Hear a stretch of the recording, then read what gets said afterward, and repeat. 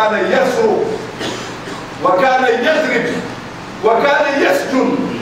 بإرادته لا بأي سبب إلا أنه كافر جاهل مشرك كلنا نعرف ذلك بل كنا suñuy bopp gannaaw bañ santee yàlla mi nga xam ne moom rek ayoo sant moo ñu wax ci alquran ci suratu tawba naka moom yàlla mu ne a'adda al-jannata li ibadi al-mu'minin préparel na ajjana ngir jaamam yi nga xam ne gëm nañ yàlla te déggu mu ne wa aada biha wa kaana waadan alayhi haqqan yàlla mu ne moom moo digge loolu te moom lu dégg lu wér la ci moom mu indil ñu dalil mu ne lii wax nañu ko lii kumbakat bee ko binda mu ne yàlla wax nañu ci téere bi ñu wax Tawraat mu ne wax nañu ko ci téere bu ñu wax Injil muy Fausse Testament wax nañu ko mu ne ci alquran bu indi bi alquran wax yàlla ngay wax ci suratu Tawba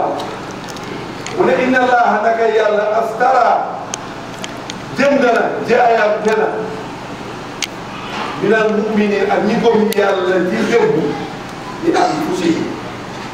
ci seen bakkan yi ci seen bopp wa amwaalihim ak seeni alal yi lu mu jaayantee moom mu ne bi anna lahum janna ne ndax dëgg yàlla ne garanti la warlu na ci moom pour mu dugal ñooñu janna mu ne lu tax mu de garanti leen loolu mooy yàlla mu ne daal ñooñu yuqaatiluna fi sabilillah ñu ngay xeex te yàlla lan mooy xeexu yàlla ndax mooy gàddu feneen rek wala jaasi ndaw si roba la sonn gàtt ak saaga ko doon déedéet loolu tooñ la loolu ngeen ndax xeex te yàlla tax mooy gis nga leen ki utee nga moom diine rek nga ne foog mu nekk sa li nga doon yow nga indi ko forcé ba déedéet loolu tooñ la laa ikraha fi diin qad tabayyana yàlla mu ne forcé amul ci diine ku nekk nag boobu bàyyi ko lim boobu waaye lan mooy jihaad fi sabilillah ak ndax jihaad fi sabilillah dina jeex duñ jeex bi yawmal qiyaama ñu ne kon jihaad fi sabilillah li ci jiitu gën a am solo mooy bañ noteel doomi aadama warta nangu ko not pour yàlla te yàlla sax ba lan mel ni ku daay noonu sax daf la ne ñaari yoon a ngi nii de boo buggee jëlal bii soppi boo buggee jëlal bii kon foofu sa choice am na ñeel doomi aadama kon képp kuy xeex noteel ak foo mun a doon mu jaahid nga fii sabilillah mu def ne noo koo xeexee da ngaa jël sa xaalis di fere yaa ngaa xeex ndax moo ne wa bi anfusihim wa amwaalihim boo demee ba ñor la nga jël sa bakkan teg nga xam ne lii su féeree dañ laa rey nga jël miskin pour goreel réew ma muy sa réew boo ci dee yàlla ne àjjana nga jëm moo tax suñu xutba tey bi ñu koy jàkkaleel jàmbaari yàlla yooyu nga xam ne depuis 94 ba 2016 bandi bu mag boobu ñëwoon fii reykat boobu tëjkat boobu sàncakat boobu jaamukat yi bëri boobu te ñun ñëpp ñu xam ko nag ñun ñëpp am benn Gambien bu xamut ne xamutoon ne yaa jàppe day jaamu xërëm ndax noonu ko ak bu nekk dina indi xërëmkat yi àddina yëpp jëlee ko Mali Sarliyo dajale leen teg élimaan yi teg borom alal yi ñooñu di génnee seen i làmmeñ di dox ñii di jël ay bal di jam seen bopp ñii di soppeeku dem na bi am ku jógee Sarliyo soppi Yaya Jammeh beneen Yaya Jammeh dendale kooku ñun ñëpp gis nañ ko waaye Gambian mun a négligé élimaan bi ci xut borom xam-xam bi ci wate xam na ne sirk dafa am na benn yoon Gambie de gis nañ ko ne dégg nañ ko boobu mu ñëw tukki woon ñëw dem ca Élément ba ca ron benn tekki la yomba yi màtte ko mu daw ba ko yomba yi màttee mu daw génn télévision bi di ko laaj saa what's going on mu ne yes yeah because I offended them you know I travel without telling them dem yi mooy télé bi ma dama tukki tàggoo télé ma dama ñëwee télé bi mel yomba di ko mat te loolu xanaa jox la ko it's a simple logic yomba soo xëyee ni ko doon dugga fa daf laa toog daf laa mat waaye loolu fii mu nekk lu rëy am Gambie ko wallahi suma wallahi du ma tudd turam waaye am na jamono jooju kenn ko ne xamal leen secret la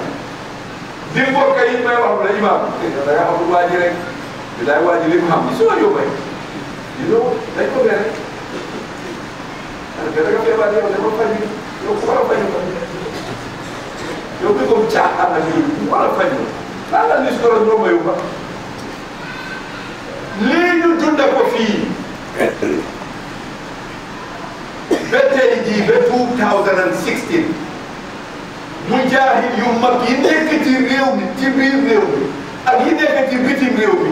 bokk ci ni ku ñoo wax solo sànne fekk na mujaahid yu bëri ñii rey nañ leen ñii fàtte nañ leen ñii duma nañ leen ñii tëj nañ leen ñii xarak nañ leen ñii nangu nañ seen xale ñii génn nañ réew mi ñu jàpp solo sànne dóor dem dee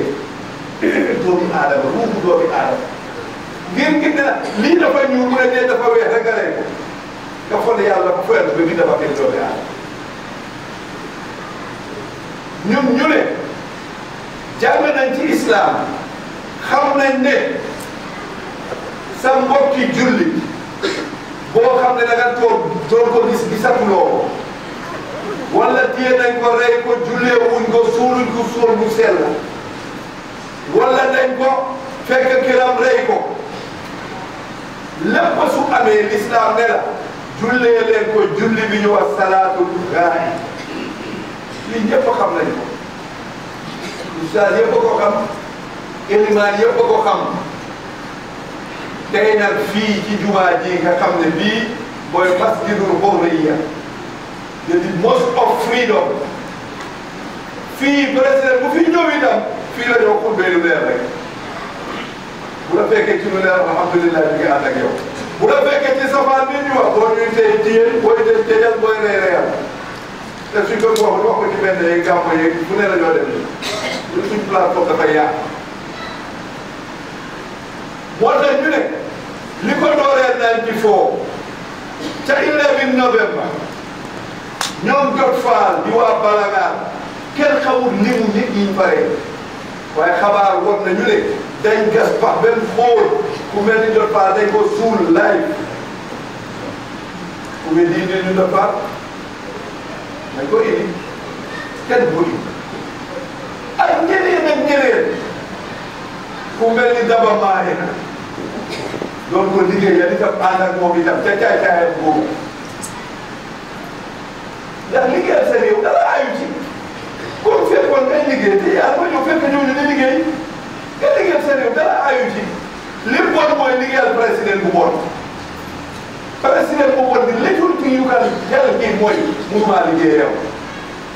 nga toog jàppal ñun fi maa ngi loolu lañ def ñu koy xamee ne kaay leen dem Kalilaay inspect générateur yi bari na ci ñun te xam na ne ñun duñ def Kalilaay ñu bàyyi liggéey ba pare design dama foogoon ne su ma design dinaa mucc ndeke fiti taxul baax tàggoog noppa yi ma jébal leen seen palaas te head of department laa woo naa woo benn biir ak facilité yu bëri ma suur ko dellu ci suma taalibe yaa gi ndax moo gën a yiw moo gën a sedda waaye loolu taxul ma mucc yàlla def ku mel ni Ibrahima Lo ak ñeneen ak ñeneen ak ñeneen suñu compté mu bëri ñu rey ñu toog ba ni ñu naqari doomi réew yi nekk ci bitim réew nga xam ne suba bëccëg moom ñu ngee jooy seen xol a ngi jeex te soo leen fekkee seen kër yi ca bitim réew ñu nga nekk ci ay mansos ñu nga dawal ay oto yoo xam ne doo ko oto bi Gambien na ko ko soo duggee si seen kër yi doo ñemee toog foo leen fekk ñàkkee ba ñàkkee juróomi téeméeri dollar a ngi seen poche seen account a ngi flow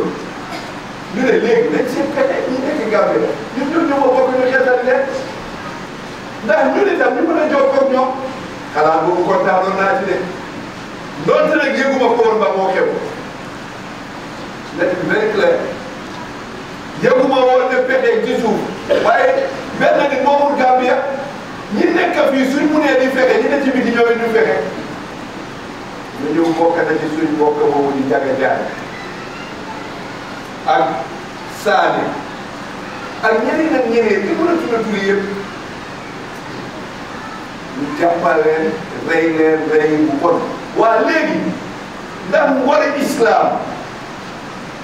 ndax xam-xami islam daf na jóge ñu fàtte leen rek dañ toog rek buñ leen julli buñ leen saraxa buñ leen ñaanal xutba tey bi jumaa bii tey julli tey bi dafa war na nekk national event waaye Gambian bi ñoo célébrer seen doom lii la ñu yàlla na toog soo buggee tuuti rek doonal Gambian nga juddoo Gambia ñu fekkee sax ndaw surtout ñi nga xaw a boromam you are just a boy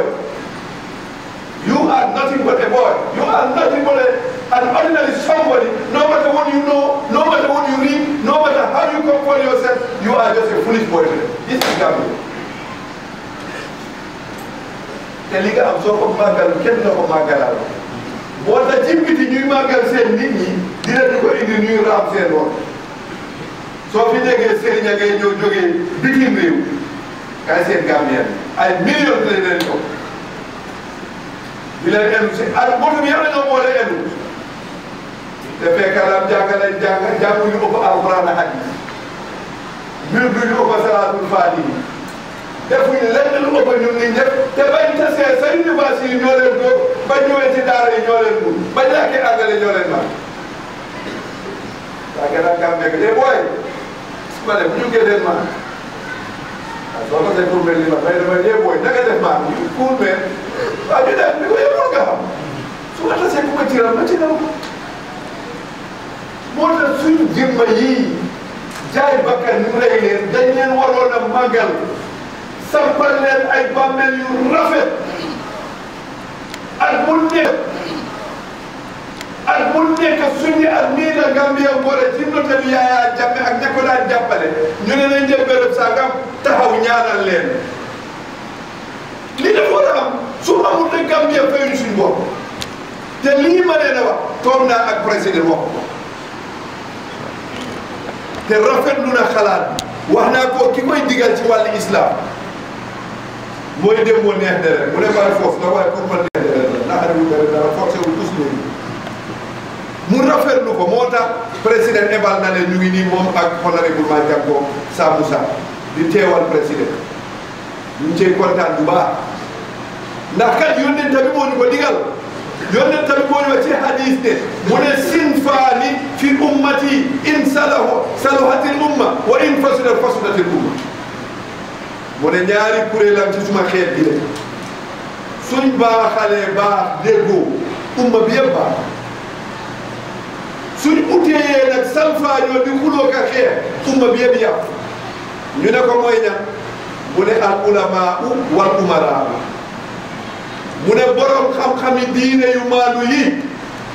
ak njiiti réew yu maandu yu baax yi bugg a seen réew ñooñu dañ war a déggoo di jëlandoor di fabandoor di wàcceendoor ndax réew mi dox waaye njiit loo xam ne imaam bu xutbar na neexu nga téye tëj yóbbu Bamba dinka bu kori na jotee sonn na ñëpp a julli ku julliw nga téye tëj imaam bu dawal moto foofii romb nga ne fu ko jëlee téye leen laaj ko fan la mel ni imaam moo war na amul baax at yooyu passé na bañ demee bekki dem seen Augustine seen Joseph di am BA di am MA di am PhD imaam di am PhD di am MA di am ci lay war a em ci wërsëg te imaam war na ko ëppale sax looloo li war yàlla wax na ko yàlla wax na ci alquran wala kat faddalnaa ba'dakum alaa ba'd yàlla mu ne maa tànn ñii ma ekkati seen wërsëg ñii ma wàccee ñii ma emale ñii amuñ dal lu ñu dimbale leen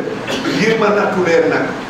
te mu ne nag suñ demee ba àllaaxira yàlla mu ne ca ngeen a gis nag suma ni ma leen ëppalante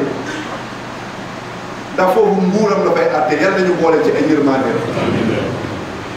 kon ñooñu lañ jagleel xutba bi tey te suñ national anthem loolu lañ wax dañ ne for the Gambia our homeland freedom and work and dream dem na benn ay diverse people ba ba ooy bi jeexee pour buñ fàtte nit Barrow nekkee président yi ñun ñii di dunda ak moom di fay tax noonu la nekkee président ñadee yi kon ñaanal leen dafa war bàyyi leen xel dafa war jullee leen dafa war surtout nag ñi dee te réew mii tax ndax yonent bi sallallahu alayhi wa sallam daf ñu wax ci hadis bu wér bu kenn weddiwu mu ne man maata duuna maalihi fakat maata sahida ku dee ngir protect sa alal yaa moom lii nit ñëw boo koo jël reyante la moom su la reyee yaa yónni tamit ne àjjana nga jëm soo ko reyee moom safara la jëm mu ne wa man maata duuna irdihi ku dee ngir protect dignité nit ñëw bëgg laa toroxal comme ni mu fi defoon suñ mbokk boobu Mor Sabali toroxal ko ba takk ko ay ceen di ko waxtaan ci biir Banjul muy wóor Banjul yëpp télévision topp ko ñëpp di ko gis my frère Firawna sa deful loolu Firawna deful loolu ñun ñëpp ñu koy gis te kooku lu nekk defal na la ko lu nekk waxal na la ko ba saaga deyam saaga baayam saaga askanam yëpp bëgg la ne waaye sooy ut bànneexi saay-saay doo ko mus a am amul benn kàddu bu Mor Sabali ak Njoogu Lamin Ba luñ defalu Yaaya Jammeh ngir am bànneexam ngir maa ngi waaye waxoon naa leen ko waxoon naa leen ne xarit def boo toppa yi doo dem du dem yàlla rek a jar a dabbu bànneexam di nga ko am nit ku baax soo toppee bànneexam di nga ko am moo tax arab bi wax ne iza akramtal karima malaktahu fa ida anta akramtal laayina tamarrada mu ne saa woo teralee nit ku baax nga dajee nit ku baax nga teral ko fonk ko ekkati ko arab ne malaktahu am nga jàmm kooku dafa mujjee fonk la ragal la bugga la ngir teraanga di ko teral waaye mu ne bés boo tasee ku fuuy ku fan ku tooy ku xamul boppam nga teral ko màggal ko mu ne ah disaabu yes bi am di président dama ko eyoo nga jàppa jëpp def jàmm that's it kon liñ bugg a wax mooy buñ fàtte ñi newoon bitim réew di yónnee seen buree butuut saka si jamono élection bi suñ leen fàttee gore wuñ de waaye ñi ci bitim réew itam buñ xeeb ñi nekkoon fii teg seen bakkan ku mel ni Aji Fatmata Tamba Diagne jël bala bi di bala rek ñoom ay sa Touré ak ñeneen ak ñi àndal te dee lañ doon bu dee mënoon na leen seen fekk solo sax nag dee na ci ñaata nit lañ fa téye ay xale yu jigéen ñii ñu réer ñii ñu duma ñii ñu lafañ du nekk ngor si ñun ñu fàtte leen du nekk ngor si ñun ñu toog tey fàtte ba nga xamee ne kenn jëmi nit a wax ne nen la da ngaa gis nen bi li kat li unka la waaw doo ñëwee gis nen déedéet du fii seetu weer bi gis weer bi déedéet doo ne gis naa weer da ngaa déglu ba suba mbokk yooyu nga xam ne mu zam-zam lañ toog ci télé bi naan waaw zalla Saoudia wala président wax man dinaa julli gi waxi président bu ngeen ñu yàqoo teere na ma ne julli fekk bu métti julli du ma julli moo ko def kon su ko defee lii ngor tey mooy ñooñu ñu fàttaleku leen ñu ñaanal leen moo tax suñ jullee ba pare ñu ngee ñaan mbooloo bi yëpp ñu daje fii ñuy jullee niw yi ñu kàbbar ñeneenti kàbbar lay doon ñu ñaanal leen jullee leen loolu mooy salaatul gaayib borom xam-xam yëpp xam nañ ko ku ko xamul da demal yéen téere yi ñu ñaanal leen dina àgg si ñoom te dina wàcce ci suñ loos ñu ni ndam te am na ñu bari ñu jógee bitim réew tey ñu ngi ci biir jumaa ji la mu leen doon ooyee diaspora si ñëw nañ pour fekkee occasion boobu dimanche fukki waxtu ba fukki waxtu ak ñaar dinañ dajee ca ron mbaar ma jàng fa kaamil waxtaan fa seddale fa ay teraanga yu fa teew ngir jàngkat caajuñ kenn dara waaye ñun liñ mun dinañ ko ci def kéem lay gàttal ñu yëgal ko ñëpp itam te bés bi dafa war a nekk national event ku mel ni Yaya Jammeh du fi jógee rey ñu tëj ñu duma yu ñi wax ki noonu pour loolu ñu fàttale balaa suma xol di jeex dëgg may seet commission bi nga gis kilifa bu toog naa ne xam nga ñeme ñu woon I was scared, we all know how was the we are scared. Man, and then you want to ragal guru di yàlla a big man a responsible person xam nañ ne fii nga nekkoon di nar ngir Yaya Jammeh di sat ngir Yaya Jammeh di rey ngir Yaya Jammeh di duma ngir Yaya Jammeh nga toog dama ragaloon waaye ragaluloo rey bakkan ragaluloo yàlla mi la tiim te rusuloo yi toog ci télévision ne waa dama ragal xam ngeen ne time boobu kenn ñeme yow kay dañ ñeme ñoom yow kay ñu ngi wax nañ bàyyi caaxaan and that's not an excuse toog ci commission ne dama ragaloon bi excuse loolu waruñ ci jégal kenn tooy la bañuñ réconciliation waaye balaa réconciliation réparation mooy njëkk a am and then réconciliation am and then réconciliation am mun nañoo jégale wallahi man mun naa jégal Yaya Jammeh léppam waaye mun ma koo fàtte yooya ca Bamba dinga melentaan ya ca Bamba dinga duma yi ñu duma suul bi ñu suul ci biir suuf wallahi duñ ko fàtte bi leeru ñu ma suul waaye mun nañoo jégale nag suñ jéggaloo waaye na mos aslif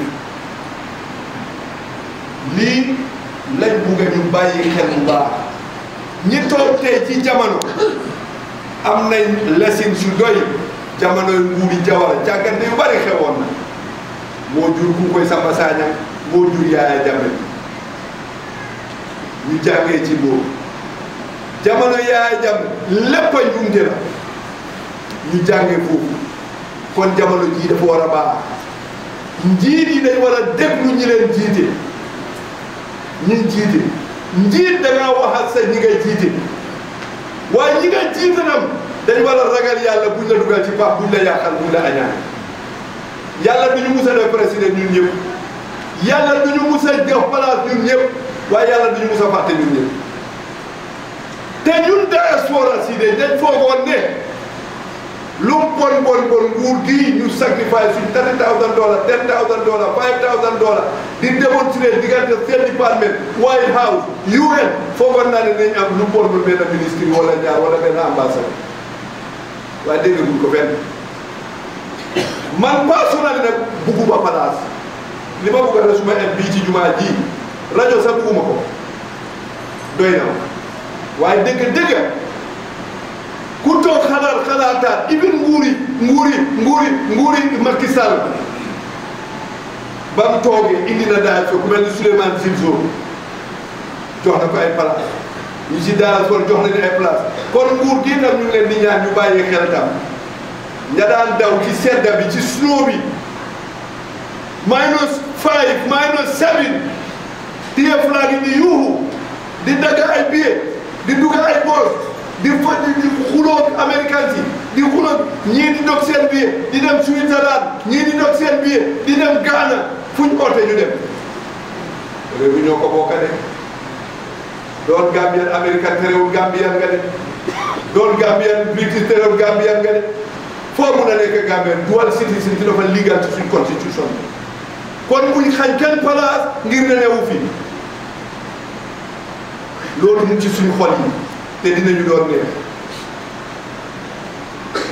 te kat ñu ne foo fekkee coow lu bari dafa am kuñ xañ cëram waaye kenn ku nekk su la joxe sa cër coow du amati kon ñu ngi gërëm ñëpp di ñaan yàlla réew yi Gambie yal na ci yàlla def jàmmate wàcceel ñu ko njiiti réew mi yal na ko yàlla jàppale te teg ko ci siraatal mustaqim ñi koy jàppale yal na leen yàlla may wér ak dal ak koom-koom buñ mën a maanoo benn ñooy liggéey mat ci jàmm ak salaam lëndëm bi ci réew mi ci wàlli courant yàlla mi allahu nuuru samaawaati wal ardi matul yàlla nañu ko leeralal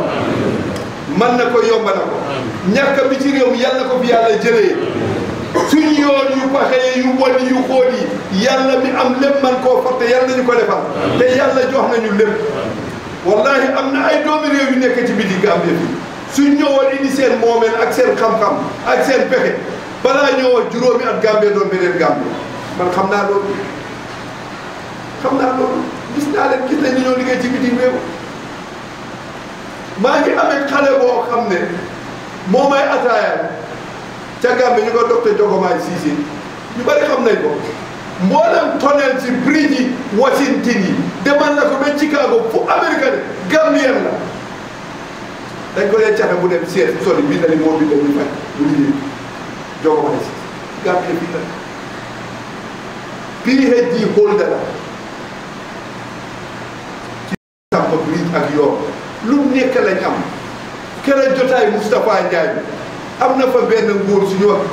kéemoo Sonko xaw man dama foog ne dama school sa bés boobu ak ka bari xam-xam te leer na ko waxtaan mu rafet ak ñeneen lu nekk la Gambia am waaye duñ réyal suñ lépp duñ màggal suñ Abba Haydara fii ci lopitaan bi bokk na ci àddina si ñu dàq faj bot ci àddina si waaw boo gisee da ngaa fa ne xamul dara ngir tuutil bu ñun te ku màggalul xam-xam doo màgga yàlla moo ñu ko wax yàlla moo ne yarfa'u llahu allazina amanu minkum wallazina utul ilma darajat yàlla mu ne man yàlla maay yëkkati màggal kooku nga xam ne gom na ma te déggu ak ki nga xam ne am na xam-xam du caaxaan nañ bàyyi di tuuti borom xam-xam du di caaxaan yàlla ci boppam bokk na ci turam bi mooy xam-xam moo tax yàlla di wax ne hal yastawi allazina ya'lamuna wallazina la ya'lamun ndax dina am ki xam ak ki xamul du am mu ne nag gumba dina am kuy gis du am leneen da dina am leer du am jaalana allahu min alqawmi allahumma salli wa sallim wa barik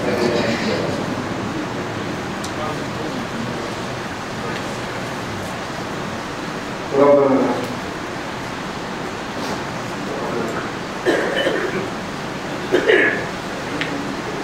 إن الله وملائكته يصلون على النبي عباد الله إن الله يأمرنا أن نحب بعضنا بعض ويقول صلى الله عليه وسلم لن تدخل الجنة حتى تؤمنوا ولن تؤمنوا حتى تهابوا وقال هل أدلكم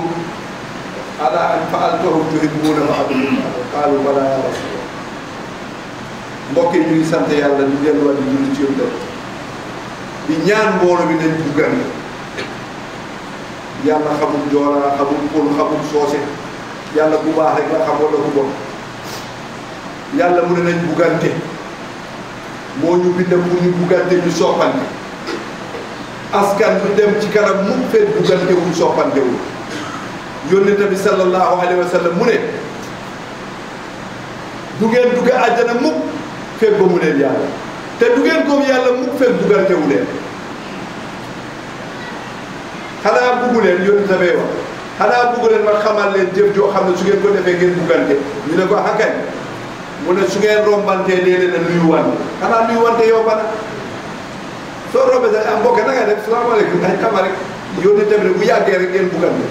bu yàggee rek ngeen nuyu ko mu góor yow da nga tudd sant bi mu wax ngeen commencé bu yàggee ngeen xamante mu ne dee leen nuyuwante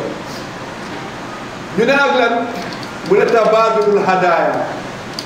ngeen di wecci wante hadiya gis nga pen sax pen bii pen su ko ekkatee may la ko ak loo bari la da nga cee kontaan mais dafa nekk ci xol ku yëkkati nee na mu jox la waaye yow nga aju ñu laa jox rek yow doo jox kenn ku jox rek inshallah jërëjëf déedéet du loolu moo tax yónni tamit mu ne yadul ulya xayru min yadul sufla loxo bi tiim di joxe moo gën yoxo bi jël rek mu ne su ngeen a wecci wante adiya kii mun na laa jox pen góor pen yow munoo koo jox góor pen jox ko benn soccu rek soccu daf cee kontaan mais dafa neex ci mu ne su ngeen koy def léegi ngeen buggal ak lan mu ne ngeen di waxante wax yu rafet ñu bàyyi di ŋàññi wante ci lu dëgg di tuutilante nit loo ñàkk xam-xam loo ñàkk yëg-yëg ku la wàññi ci mbooloo di ko xam ñu bàyyi di wàññi wante te Gambien loolu rek la wàññi wante rek la ñu yal na yàlla musal yal na yàlla defaral boppam yal na yàlla yokk yal na yàlla dimbale di jaahi rasulullah sallallahu alayhi wa sallam jërëjëf jëf asalaam inna hada kabir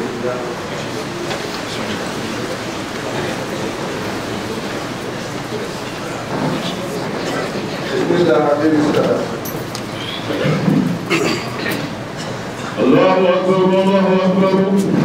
أشهد أن لا إله إلا الله أشهد أن محمدا رسول الله حي على الصلاة حي على الفلاح قامت الصلاة قامت الصلاة الله أكبر الله أكبر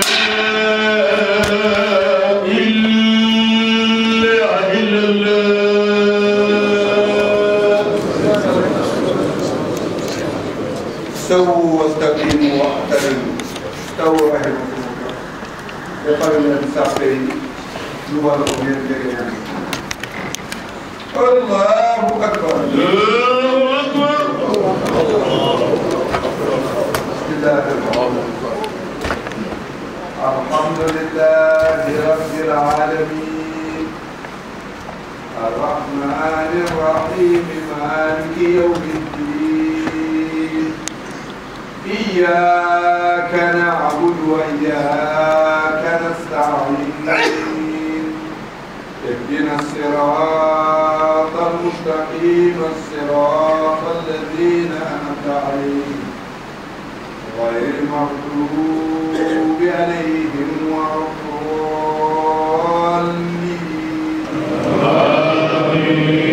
الضالين يا أيها الذين آمنوا استعينوا بالصبر والصلاة إن الله مع الصابرين ولا تقولوا لمن يقتل في سبيل الله أمواتا بل أحياء ولكن لا تشعرون ولنبلونكم بشيء من الخوف والجوع ونقص من الأموال والأنفس والثمرات وبشر الصابرين الذين إذا أصابتهم مصيبة قالوا إنا لله وإنا إليه راجعون أولئك عليهم صلوات من ربهم ورحمة وأولئك هم المهتدون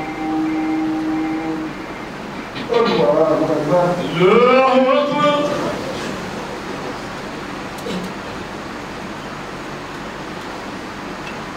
سمع الله لمن حمده ربنا ولك الحمد الله أكبر الله أكبر الله أكبر الله أكبر الله أكبر الله أكبر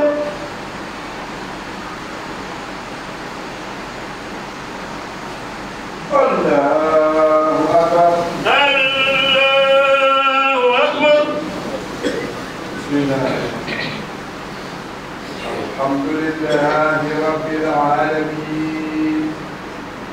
الرحمن الرحيم مالك يوم الدين إياك نعبد وإياك نستعين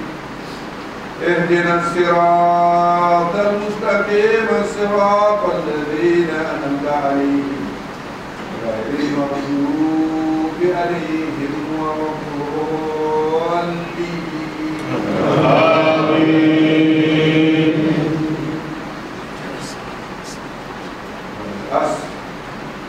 إن الإنسان لفي خسر إلا الذين آمنوا وعملوا الصالحات وتواصوا بالحق وتواصوا بالصبر الله أكبر الله أكبر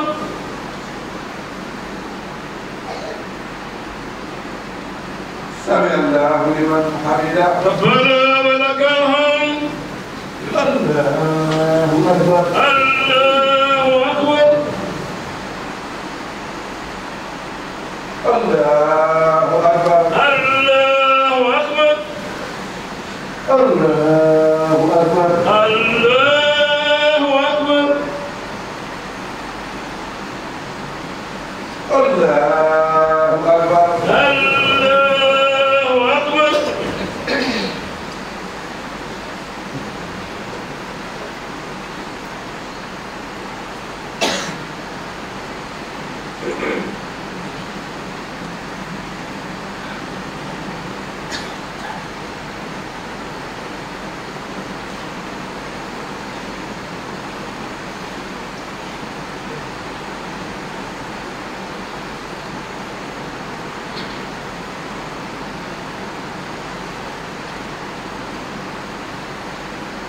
السلام عليكم ورحمة الله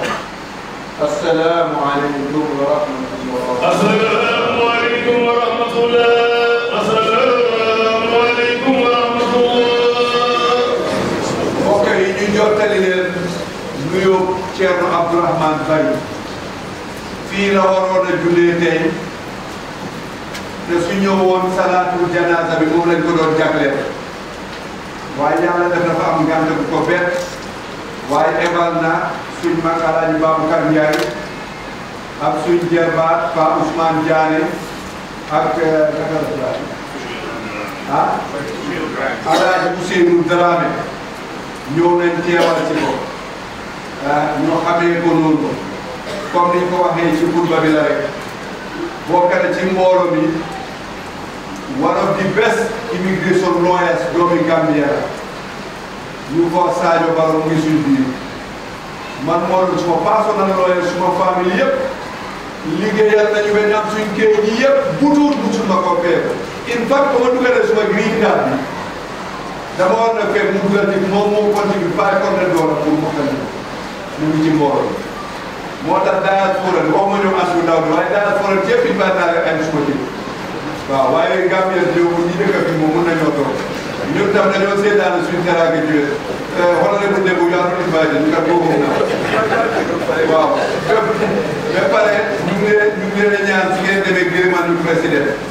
respect na jotaay bi trop bu war naa fekkee ci jullee bi kon ñu def salaatu ala nabi ñu def jullee lim yooyu from 94 ba 2016 bismillah اللهم صل على محمد وعلى آل محمد وسلم اللهم صل على محمد وعلى آل محمد وسلم اللهم صل وسلم على سيدنا ونبينا ومولانا محمد وسلم تسليما الحمد لله رب العالمين. mun nañ koo def ci jumaa ji benn yoon kon ñi génn yëpp ñu fas yéene jullee li nañ juga si fii moo gën a yaatu gën a sedd te benn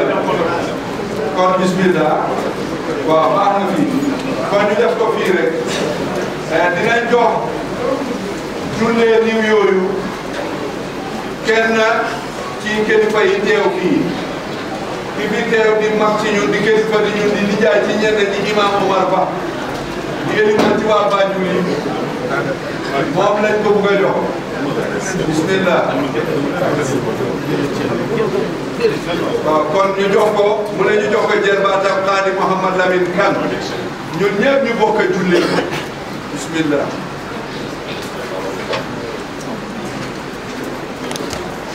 di yusal ko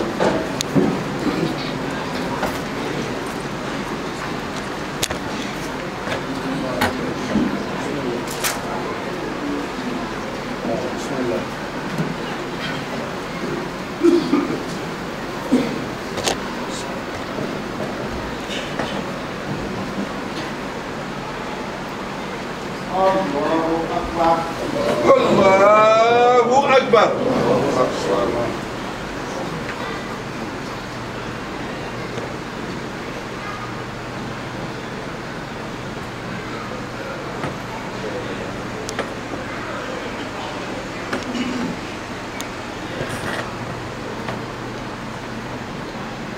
الله أكبر الله أكبر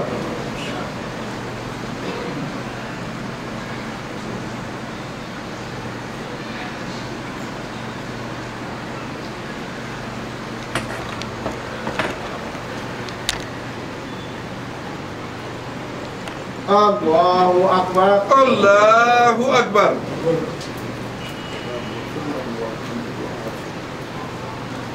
الله من كان المسلمين من كان المسلمين اللهم لا تحرمنا الله أكبر الله أكبر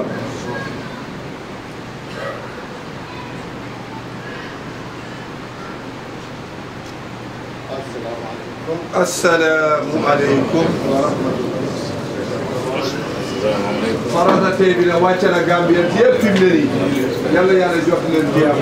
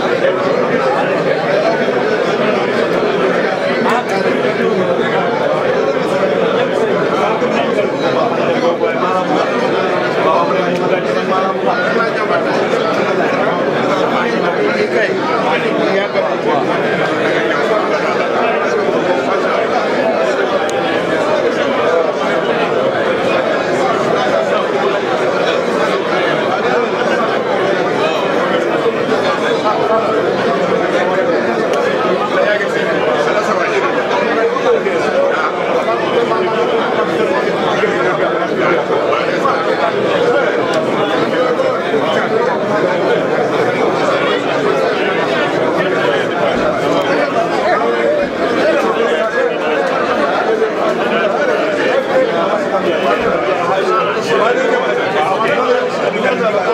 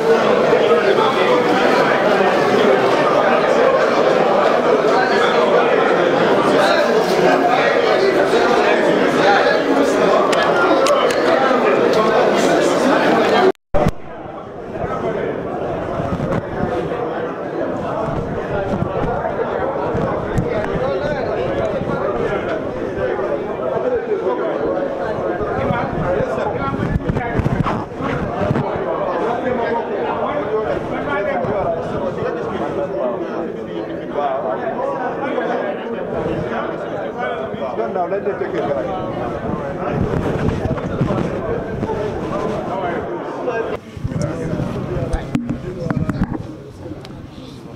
اللهم صل على سيدنا محمد صلى الله عليه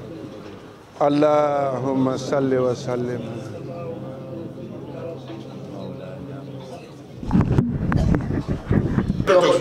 Monjay moy Babakar Monjay is our chairman in Dara ji fi every Friday suñ fi dajé mo dé chair meeting bi Omar Kaba anam waaw mo dé jàngale suma rakala fi ko sariya yoyu mok ak oustaz Ousmane ba ko daan def waaye suma tukki yi day bari irregularity door ñu jébal ko and he is doing well te chartered accountant la tam MBA holder la UK la jàngee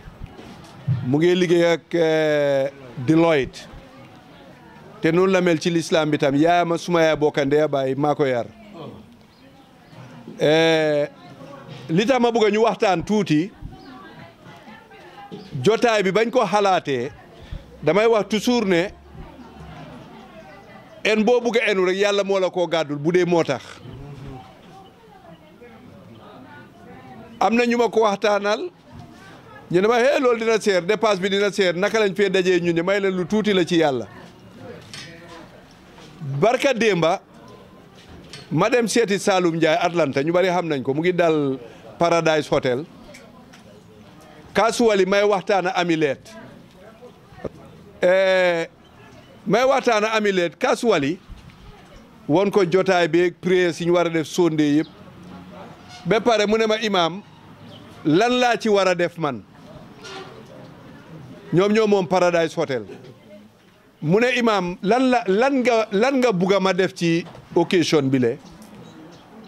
amileet ak Mod Ndaw ma ne ko loo def rek baax na because everything is set fekke yàlla xam na ne man provide na everything what we need supposed to need here mu toppam ma ne ko loo def baax na mu ne ma wax ma li nga bugga ma ne ko defal añ bi mu ne ma baax na so añ bi is not from my pocket or anybody's pocket here Paradise Hotel ñoo ko provide solid property anañ waaw solid property last Friday foo naa Modou Kourbali moo leen indi ah waaw Baba Kourbali waaw ñoo ànda si déedéet maa ko ebal ci waañ wi we need somebody there soo ko bàyyi ci loxo jigéen dina gën a yéex so solid property ñu julee ñun ci aajuma ñu ñëw fii they were very impressed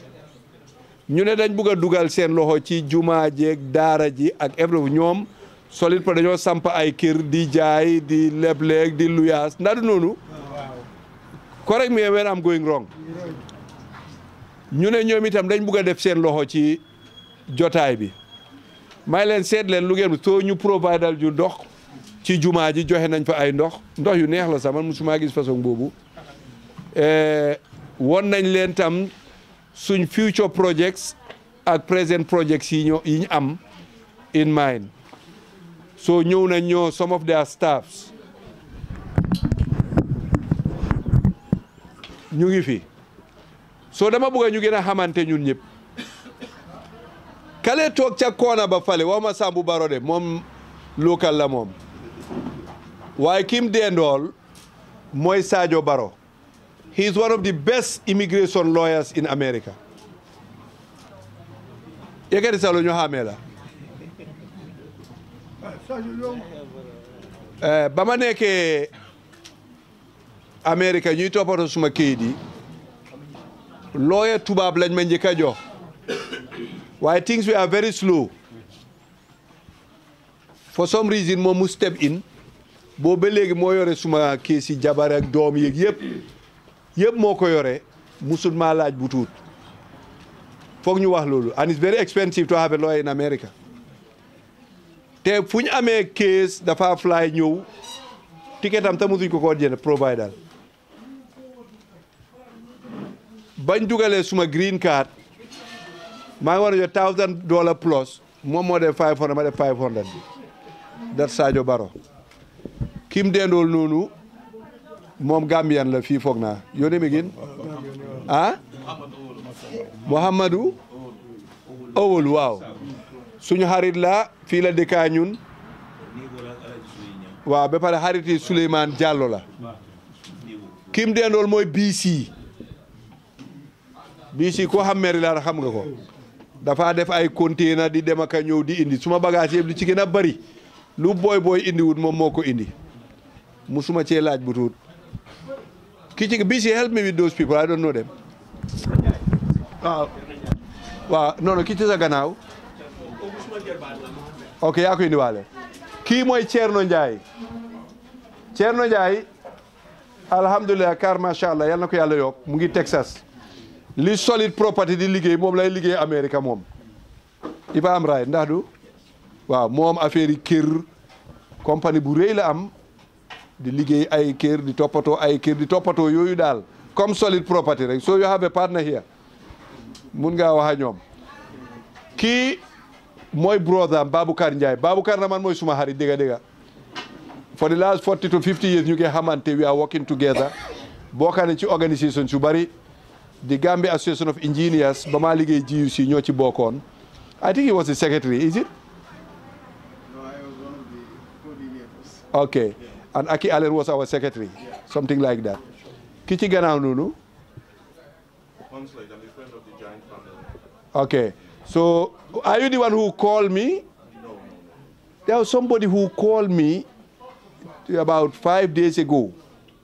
He said his Njai's family's friend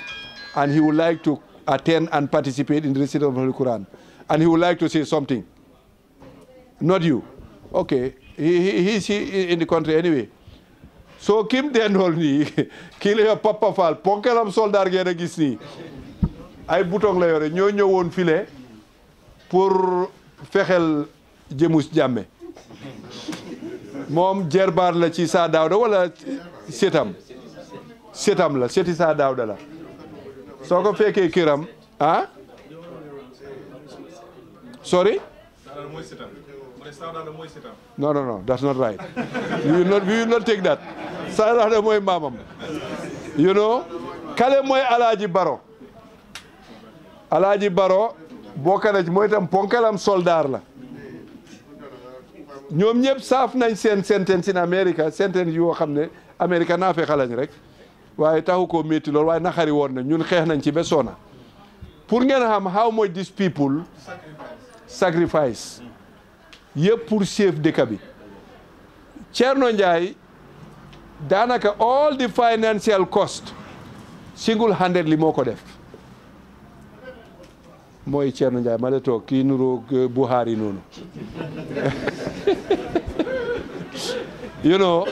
ki dendoo moom ponkalam soldaar gaa gis noonu moom itam soldaar la maa yaama bokka ndee baay Mamadou Li waaye mu Angleterre la nekka waaye bu yàggul mu maanaam ma retire na mu ngee dem school something like that xam nga liyée ni duñ dee ñeme tàngaay bu yàgga yow sëñ bi sa tur Modou Ndiaye kenn la ci soldaar yi fii moom itam Makhtar Ndiaye e yo ar bottaare ke bon naani haala kim dendool noonu mooy sow moom la ñu wax sow naka mashed potatoes rek la bugga ba who is that mu ngeen laaxatu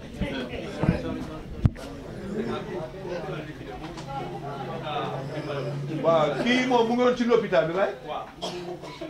waaw moo doon try di save suñ victimes yi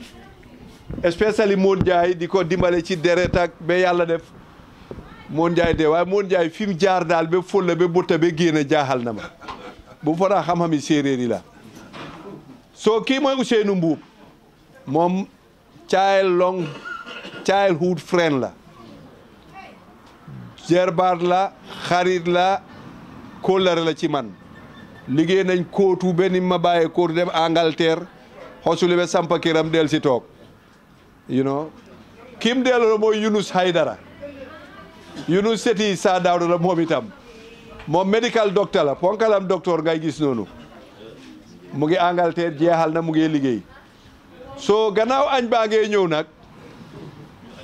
yaakaar naa dañoo aj tuuti gars yi solid property ñu ngi ni Aliou Cissé moom dafa ñëw fekk ñuy wax moom itam gisuma ko woon childhood friend la moom itam waaye mu ngi Angleterre Birmingham su ma demee waaw ak Souleymane waaw ñoom itam dañoo jaay kër ak sista si toog nii ñëpp alhamdulillah fi mu nekk ni ñu ne ñu laf ñu añ indi leen bool yi des na de giga solid property ñu ngi toppatoo ci solid añ bi tam this is great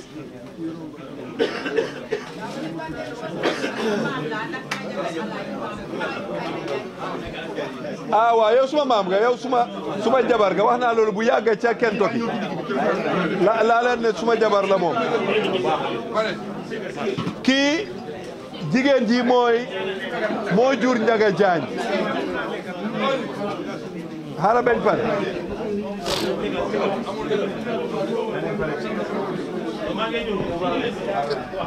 ante moo ko sànni ni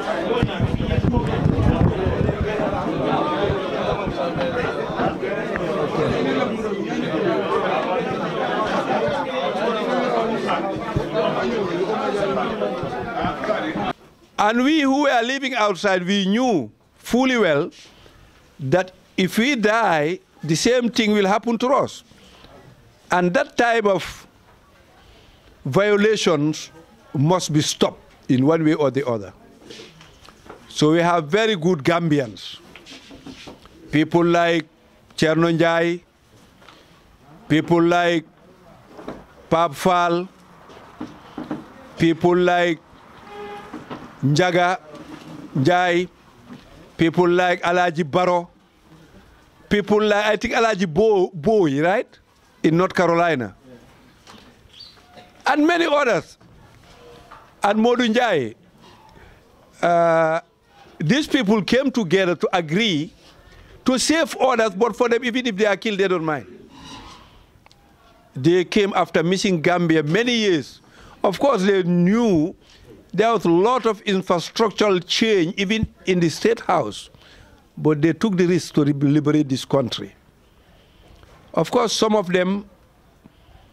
spent the most prestigious price, which is life. They were slaughtered, broad daylight, and their dead bodies were paraded days and days and days. And their dead bodies still not given to their relatives and their loved ones for proper burying. So I, as an imam and a religious leader, and one of the strugglers and he who believe in human rights, which the Almighty Allah subhanahu wa ta'ala has given us. Allah, He created man to dignify man and give man respect and freedom. That's why He said in Surah Isra, وَلَقَدْ كَرَّمْنَا بَنِي آدَمَ وَحَمَلْنَاهُمْ فِي الْبَرِّ وَالْبَحْرِ إِلَى آخِرِهِ. He saw a human being that I'm your creator, I am your Lord, but I do give you all dignity, respect, honor that you deserve. So no human being should allow another human being to suppress him or oppress him or enslave him or seize his liberty. It was life. And we, the diasporans, we the Gambians, and we the human rights activists, and we the strugglers, nothing changed in our faith and belief, but it increased. As we witness the sermons today, it was only in Arabic and Wolof. We do our funeral prayers for those who passed away from 1994 up to 2016. Of course, we remember people like Daba Marina, people like Ibulo, and many others, and people like Dot Fall. Those people, I understand, they were buried live in Fajara in 11 November in 1994, if I'm right. We cannot forget them. And it is not right for Gambia as a nation, Gambia as a country, to forget these people. So that's why I'm urging the government, and I'm definitely convinced that this day should be a national event. We should celebrate our people. We should remember them in prayers. We should remember them in everything that we do. Of course, they pass away, but they are with us. As the Holy Quran said, Allah subhanahu wa ta'ala is telling us in Surah Ali Imran, if I'm not mistaken, وَلَا تَحْسِبَنَّ الَّذِينَ قُتِلُوا فِي سَبِيلِ اللَّهِ أَمْوَاتًا بَلْ أَحْيَاءٌ وَلَكِنْ لَا تَشْعُرُونَ. He said, don't ever think or calculate that those who are killed in the way of Allah, they just passed away just like that. The reality remains that you people don't know. But those lives exist, and they are in paradise being rewarded and honored. So being the case, we are very proud of them. And Njaga Jany, his mother is just here with us, and his sisters, his relatives. As Ibulo, his mother, is my Jerbat, she's here. And his brother, Daddy Low. So these people are part of us. We know them, they know us. The only one that I always have, and I always question myself, is we Gambians. How can we just pretend like we don't know what was going on? And we all knew Jamus Junkun Jamme, he had never been a Muslim, he's not a Muslim. He was an idol worshiper, and he had never hid it. He was doing openly, inviting idol worshippers all over the world, contesting in our national TV, doing all type of tricks and I don't know how to call it again. Superstition and what? Sorcery. Sorcery. Okay, and doing all type of sorceries, jabber and all whatnot. And we all have seen it. And how can we be so naive as Gambians? We were born in Islam. We read the Holy Quran. We know Islam. Somebody came from nowhere with a walking stick, with three, we call it kurus or drum beats, I don't know how you call it. Counting beats, three. And we still say he's a Muslim, holding so-called Holy Quran with him. We say, well, we know Quran, we know Islam, my brother. To be a Muslim doesn't mean the way you dress. Doesn't mean holding Quran everywhere, anywhere. Doesn't mean holding counting beats all the time, everywhere. Being a Muslim is in your heart and your practice. It's how you live with people, how you deal with people, how you empathize with your people, how you assist the needy. That is Islam, and make sure you perform 5 daily prayers. So I think I'm getting tired now. I want to ask one of the diasporans, just on the, on behalf of the diaspora, to say a big thank you to everybody, particularly those who pray with us in our mosque, and thank you to the president and his people. And we are reminding all Gambians, especially those who sacrifice lives, monies, time, and everything to liberate Gambia. Let us not forget each other. I made it very clear today. In my humble thinking, I might be naive too, but I was really expecting the diaspora will be given 2-3 ministries. They'll be given at least 2-3 embassies because they deserve it. They are Gambians like anybody. they was born in the Gambia. Being Gambian American, Gambian Scandinavian, Gambian British does not reduce anything from you to be a Gambian. Particularly when these people demonstrated their love to their country, when they demonstrate their commitment to their country, when they sacrifice all what they have for their country, I think they deserve something. They deserve to be considered. They need to see themselves in the development of this country and the process of this country. Like our neighboring country, Senegal, most of their diaspora was given good position and they are helping the process of developing their country. But in the Gambia here, most, to the best of my knowledge, no diaspora have been rewarded or one way or the other for the, on behalf of others to contribute. Only if you have maybe party connection, that is political party connection, or you have blood connection, relatives, or tribal connection. So I'm calling the government today to revisit the way they handle the diasporans. Those who were sending thousands of dollars during the election, those who were supporting the coalition. Even I myself, no matter how poor I am, I was sending my dollars here too. And I can name those who I give my money to liberate Gambia. To liberate a nation is a responsibility of all its citizens. To liberate a nation is a duty to all of us. And we love our government. We, of course, love our president, because through him, Allah subhanahu wa ta'ala liberated this country. And through him, I am here facing face to face to Babukar Njai and his brother Cherno Njai, Alaji Baro Papa Fall. Hadn't been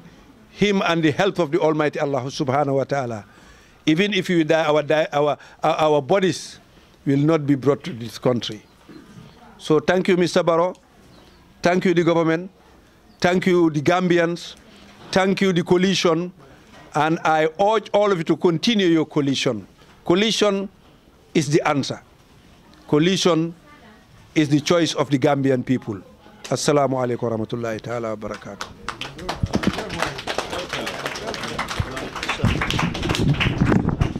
So who is...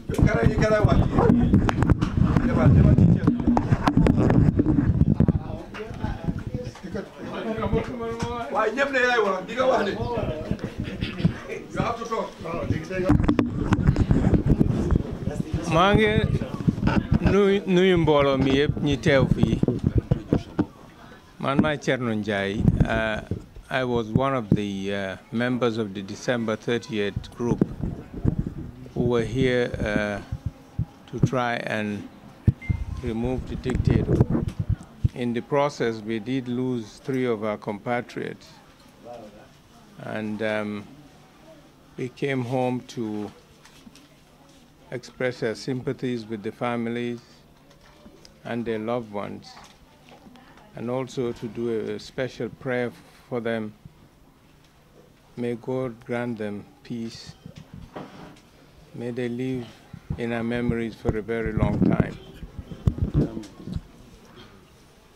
I am humbled by what the Imam said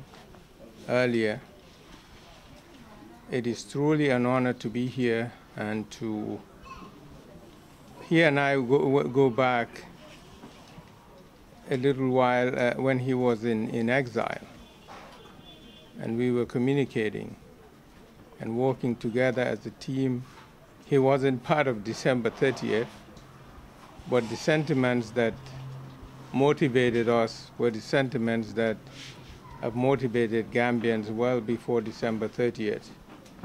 That is to want nothing more than free their country, to have a normal country. A normal country is a country that has a normal president, where you I like that. You can tell people I'm from the Gambia, and they won't shake their heads and say, you're from the country with the crazy president, you know. So we thank Allah that we're able to achieve that, But removing Yaya Jammeh is just the beginning.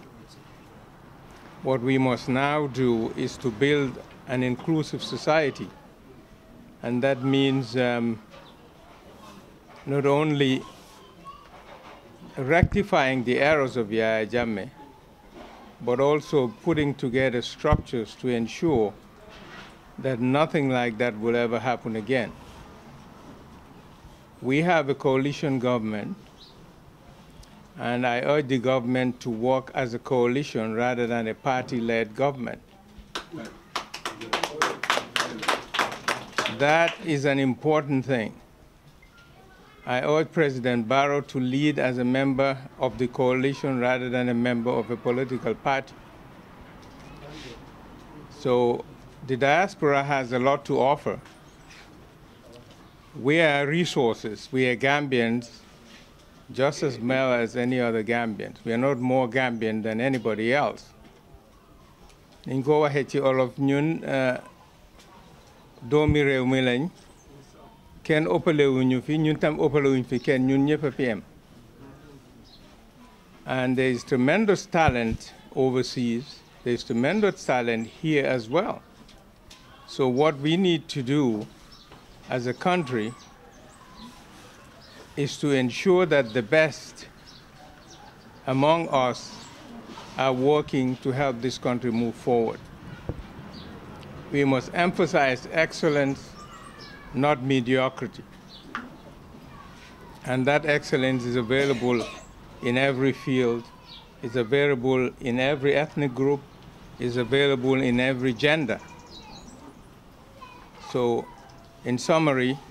we're very happy to be here. We're happy to be back home. We thank Imam for this occasion, and we pray that our colleagues will rest in peace. Thank you. I think I'll speak in English, and then as Imam stated, I'm a lawyer. Therefore, my first statement would come with a disclaimer. I'm speaking as a Gambian, and then I'm not speaking as someone representing the diaspora or on behalf of the diaspora. And then I'm a Gambian citizen, resident in the US. So, I mean, diaspora is a term, but there's a misnomer if you use the name, and then I don't want people to think that you are speaking on behalf of them. I was invited by Imam to come and grace Friday prayers, and then I wasn't expecting that there is a prayer for the December 30th. And then because of my predicament and then the nature of my job, I have to self-legislate. Now, speaking as a Gambian, and then what happened on December 31st, I would say that's what every Gambian wants, because the country, I wasn't brave as Imam and the others to speak, even when I was in the Gambia or when I was outside. And then I do my work the way I do it. I fight through the law. How did I do that? And then people who are Gambians, they come over there, whether they were one time, you know, in Kabul with the dictatorship, or whether they were just natural victims of the regime. I work with them. That's how I worked. And then I help them as a Gambian, as a Muslim, and then that's where it is. Coming man Nicole Kafanyamentola Doko Kamutal Frekula, Kudul Vijenta Kachanol. But what I would just ask of the Gambian, the only thing, what happened with the December 31st, the only thing that stood up to me, and then Gambians came together when the coalition government was formed, and then a lot of money was raised to make sure that the election in 2016, the coalition government win. What I was disappointed with when the U.S., because I know sometimes it's hard for people to understand, when they quote and unquote use the neutrality clause to prosecute people who came here to liberate their own brothers and sisters. I was surprised, and then to my dismay, I don't see any GoFund account to help them retain very good lawyers. And then most of them were represented by public defenders. And then I was shocked. Sometimes I talk to Imam about it. And then that's the unfortunate part,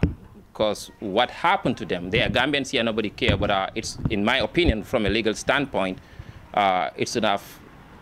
there should never be a conviction in the U.S. because if they had the resources, the support of the Gambian, and then if the money was there, they had the legal team, very good criminal lawyers like Benjamin Brafman and others, that case, no federal judge in their right mind, there would be no evidence. Because from what I read from the FBI indictments, the only thing they got was a quote and unquote the word of a co-conspirator, and then most attorneys would know that that wouldn't have much weight in the U.S. court. And then to me, if people were to apologize, or from myself, that's the only thing I would say, we were not there for you, and then when you need us, I think that's the only thing I would add to that. Regarding the government, I only hope those who see yesterday, we all did, I'm very young, and then, but I came here in 2013, I believe, and 2015, and then we all understand what the conditions, were in the country. People were afraid to talk, and then I only hope this new government would just maintain the rule of law. Democracy is a messy business, and then it's not perfect, and then I don't want people to get lost. The only thing that sometimes when I read comments on Facebook, we all scream democracy, and then somehow we forget our basis as a society. We have cultures, we have norms. And then in my line of work in the US, Imam would even,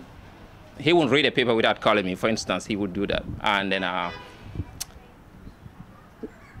Gambia as a community, as a country, as a society, we have our cultures. There are certain things, those are the do's and the don'ts. That's what make the fabric for the society. So I don't want people to use the word democracy so lightly, and then we transgress on certain things that we shouldn't, in our community. Because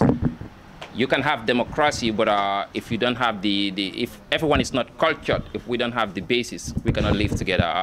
in a society. And even US, they are laws, and then most European countries are shaped by their cultures and then their norms. So the only thing I would add to that, we can maintain rule of law, but we must not forget our basis. And then those bases are the laws of our moral turpitude. We need to keep that. We cannot scream democracy and then, trample on anything or say anything. That's the only thing that disheartens me as a Gambian, if I see people in the name of democracy, and then they say words that ought not to be said, or 20, 30 years ago, you would never say that to an elderly person. And then we must not forget that. That's the only thing. I think it has to be in harmony. The government has to recognize that. They need to give dues to the citizen, but we as the citizen too, we need to respect each other, and then at least form that foundation if we want to groom this new democracy. And then thank you for the opportunity, Imam. And then if I don't speak well, I apologize to anyone. Thank you. Assalamu alaikum warahmatullahi ta'ala wabarakatuh. Mbe alifal konton nam fama nyola nin ko roma nyol ndo mal mbal be konton ndem lam sane ba maleta ba ma do male mun tete dolo kay fo ala tento de bawo ala yake ndingo jongo jobe daw dunya dawda ni wato sita fereta woto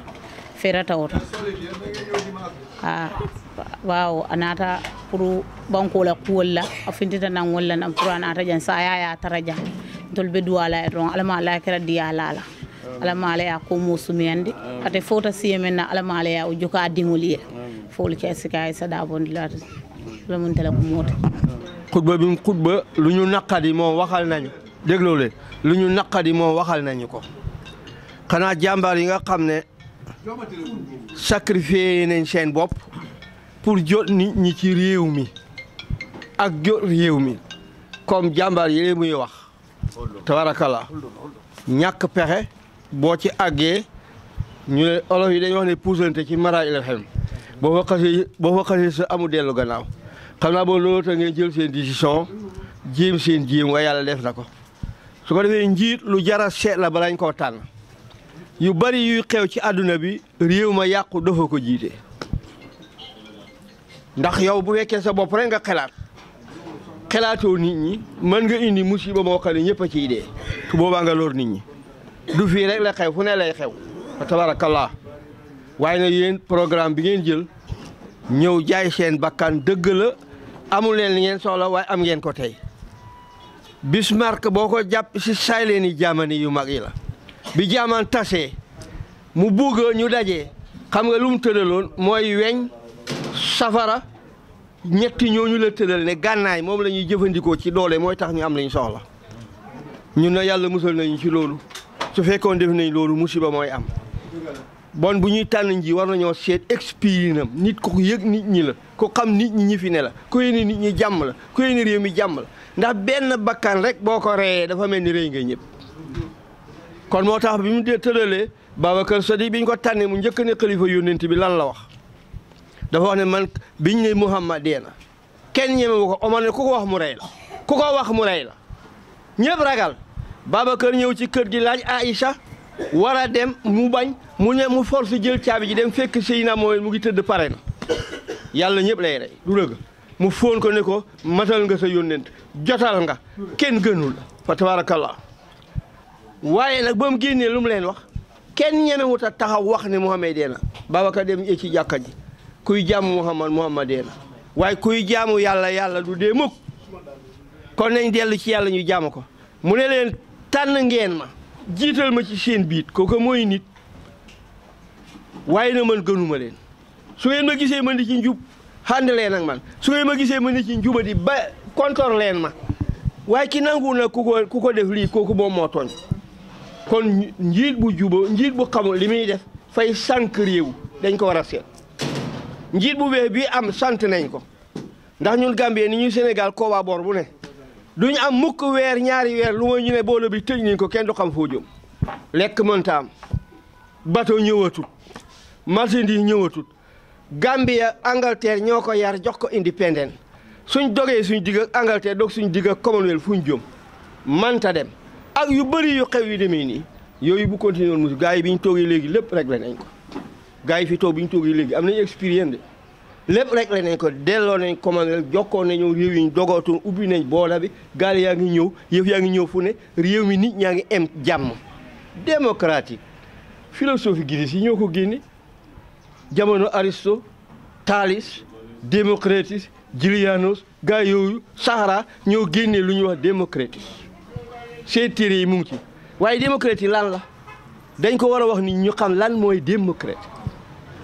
mooy nga jox ku ne xàqam itaaw kullu si aqin aqahu ndax loolu am na moo ñàkk guñ ko ñàkk moo ñu indil musiba kon war nañuy wax ci rajo di waxal ni parce que ñu mën a ngi dégg démocratique fii la nga xam ne ñoo koy jàpp ne lu la neex def lu bari ci réew mi liñ gëm ci gune yi ak jigéen ñi ak ndaw lu la neex def loolu mooy démocratie démocratie loolu am na fu mu dalee am na fu mu loolu démocratie suñ ko defee yàqu-yàqu mooy ñëw kon war nañ di wax ci rajo waxal leen lan mooy démocratie ñu mën ko xam yaa ngi dégg loolu am solo la parce que islam ku ko royu da ngay daanu islam rek moo indi nit ñi teg leen ci njub balaa Muhammad a ñëw àdduna bi kopp nit doole rey dog la jël sa alal yàqante lii rek moo fi newoon naar yi nag ci ñoom la jaar ñu bàyyi li leen Muhammad tëralal yërmaane yim ñu indil nite gim ñu indil jokkoo gi ñu jox lépp ñu dindi ko topp seen bakkan di def lu bon loolu moo leen indi musiba ñi am musiba ci àdduna bi mooy réew yi naar yi ñu ngi reyante seetal Yaman yàqu na seetal Libye ñun bañ fay ne Babal yi wax na dëgg boobu àgg nañ ci doomi Libye yi judd ñu ubbi la compte ci banque bi dëkk nga tabax ko booy ni Banjul ba mu pare nga def ndox def courant def lépp oo leen ni leen ñëw leen dëkk yéen a ko moom te du ngeen fay kooku mu ngi doon liggéey de waaye nag jaxasoo tax na yàq nañ lépp demal Iraq yàqu na demal yàqu na ku leen toppandoor yi da ngay yàqu nañ dellu ci yàlla nañ ragal yàlla imaam li nga wax doona suñu yaakaar doon li na ñoo am yaakaar ci yow wax nga gars yi ne amula soxla ci place xutoo ñu fal la buggoo sa xeet wi ci jàkka ji ak sa taalibe gi doy na tax na kon ñi nga xam ne loolu la am yaakaar nañ la de dégg nañ la bu baax yaakaar nañ la bu baax parce que taalibe dafa war a doyloo taalibeem loolu dafa am solo lool taalube dafa war a doyloo taalubeem doyloo yàlla nangoo liggéeyal yàlla jublu ci yàlla yërëm bind bi loolu rek a fi waaye am na mu ngoog am na lu def na da nga waxoon ne da nga ma joxaay jox wax nga gars yi nga wax leen ñu jox ma nga wax gars yi gan ñi waaw su ko dee taalube rek a fi de nañ góorgóorlu nga wax gars yi it ñu